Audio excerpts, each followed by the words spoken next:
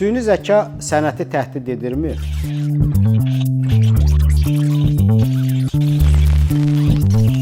...1966-cı ildə məşhur Alman filosofu Heidegger Spiegel jurnalının müxbirlərinin rasional və demokratik, eyni zamanda marksist dünyadan fərqli bir dünyanı necə yaratmaq olar sualına bizi yeni bir tanrı xilas edə bilər cavabını vermişdi. Heidegger bu tanrının keçmişdən gələcəyini təxmin edirdi. Amma o gələcəkdən gəldi. Bu dəfə də onu insan yaratdı. Adını da mütləq deyil, süni zəka qoydu.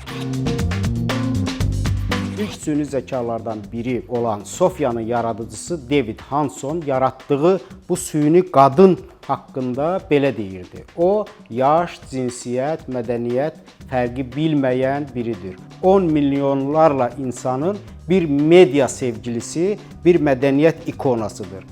İkona dini simvoldur və ilk süni zəkalardan birinin yaradıcısı yaratdığını ikonaya bənzədərək onun müqəddəsliyinə işarə edirdi. Nietzsche özünün yaratdığı fövqəl insana belə bir tərif vermişdi. Fövqəl insan yaddaşı uzun olan insandır. Süni zəka insan üzərində artıq belə bir üstünlük qazanıb. Yaddaşının həcminə görə o fövqəl bir insandır. Süni zəkanın bu fövqəlliyi insanlığı təhdid edir. Tarix və mədəniyyət onun ixtiyarına keçərsə, insanlığı hansı aqibət gözləyir? Ondan qorxmağa, ehtiyat etməyə dəyərmi? Məsələn, onun yaratdığı sənət əsərləri insanın yaratdıqlarını kölgədə qoyacaqmı? Roland Barthes foto haqqında yazırdı ki, fotoda bizi özünə cəlb edən orada dondurulmuş taledir, tarixdir, yaşanmışlıq duyğusudur. Hər fotoda bizə aid nəsə var. Hər foto bizə bizdən olan nəyisə xatırladır. O nəsnənin adı yaşanmışlıqdır. Biz fotoya baxanda keçmişi istədiyimiz kimi deyil, olduğu kimi görürük.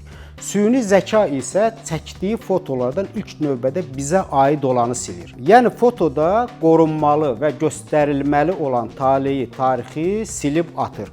Bizə ifadəsiz ölü bir sima təqdim edir. Süni zəka bizə göstərdiyi, özünün yaratdığı ölü sima ilə bizi də öldürür, hissiyatsızlaşdırır. Süni zəkanın yaradıcılığı baxıb xatırlamaq üçün deyil, baxıb unutmaq üçündür. Süni zəka bizim emosional yaddaşımıza hələ ki heç bir şey təqdim, təklif edə bilmir. Amma hələ ki.